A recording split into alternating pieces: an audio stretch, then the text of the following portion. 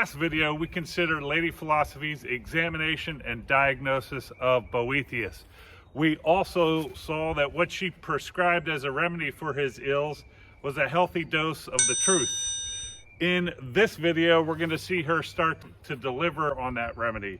More specifically, we're going to consider 3 arguments that Lady Philosophy makes concerning the relation between good fortune and happiness. Essentially, these arguments are all going to show that good fortune, contrary to what it seems Boethius believes, good fortune is not anywhere necessarily connected to happiness. So the first argument that we're going to consider is what I call the argument that true happiness is not good fortune. That's to say, it does not consist in, or it's not identical to, good fortune or a life that involves good fortune. Premise 1, happiness is the highest good of a rational being. Premise 2, good fortune is not the highest good. Therefore, 3, happiness is not good fortune. Now, Lady Philosophy or Boethius do not advance an argument for premise 1. They take that to be self-evident. However, there is an argument advanced for premise 2. Let's turn to that now. So the argument for 2 runs as follows. 2a, a good that can't be taken away or lost is better than one that can. 2b, well, good fortune can be taken away. For example, just take a gambler who's on a roll. Right? They're hitting every time, their numbers are winning, or the dice are turning up what the gambler needs, but all of a sudden things turn the other way and everything is lost. Or, you can think of many examples where someone seems to be on a roll, everything works out for them, and then all of a sudden disaster strikes, right? So if a good that can't be taken away or lost is better than one that can, and good fortune can be taken away, then it seems to follow, as is stated in 2, thus good fortune is not the highest good. The second argument that we're going to consider is an argument that fortune can't lead to true happiness. So this is a longer argument. I'm going to split it up into 2 slides. So the main part of the argument runs as follows. Happiness from fortune is either A, based on ignorance, B, plagued with fear, or C, not worth much. Premise 2, happiness that involves A, B, or C is not true happiness, i.e. it's not the highest or the most complete happiness. Conclusion in 3, thus happiness based on fortune is not true happiness. You may say at the most it's some low-grade form of happiness, but it's not the true or the highest happiness. Now, Lady Philosophy doesn't take it that a argument needs to be given for 2. She takes that to be self-evident. That happiness that involves ignorance, fear, or isn't worth much is not the true or highest happiness. She does, however, offer or advance an argument for premise 1, and let's turn to that now. Okay, so the argument for premise 1. 1a, a person experiencing happiness from fortune is either ignorant of its unreliability or is aware of it. 1b, if he is ignorant of its unreliability, then A, his happiness is rooted or based, at least in part, in ignorance. 1c, if he is aware of its unreliability, then either he lives in fear of losing it or he does not. 1d, if he lives in fear of losing it, then B, his happiness will be plagued with fear.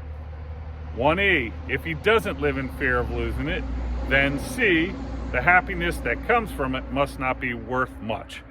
Therefore, we have derived the claim in 1, thus happiness from fortune is either A, based on ignorance, B, plagued with fear, or C, not worth much.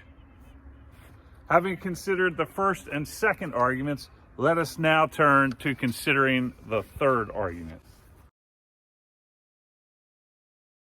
I title this argument, the argument that happiness based on fortune is not true happiness.